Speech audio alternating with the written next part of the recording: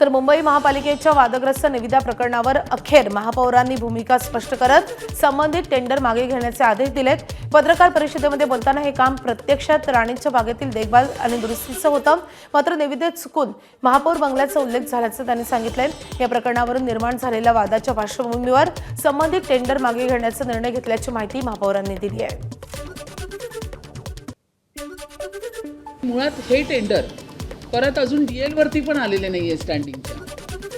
तर सर्वात महत्त्वाचं पार्ट म्हणजे हे माझ्या मेयर बंगल्याशी कुठेच निगडीत नाहीये। हे राणीच्या बाग झू डिपार्टमेंटचं, उद्यान डिपार्टमेंटचं हे टेंडर आहे, जिथे कुठेही महापौरांचा आणि महापौरांच्या बंगल्याचा संबंध काडी मात्र नाही।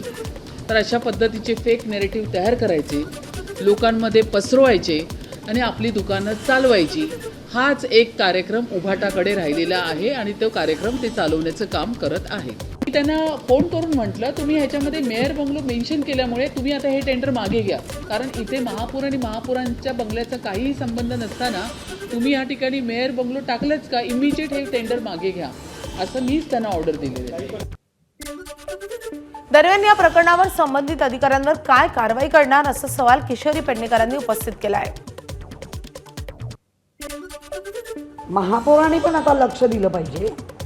हे जे काही वक्तव्य करतायत, मुळात हे टेंडर जर आम्ही आज तुम्हाला कळलं तर तुम्ही लगेच घटनेचा बोलवलं असतं, तर उलट मी पण सांगितलं असतं की हे बरोबर आहे, फक्त महापौर बंगल्याचा उल्लेख म्हणजे हेरिटेज तुम्ही AMC टू STP असं म्हटलं असतं तर ते जास्त उचित राहिलं असतं।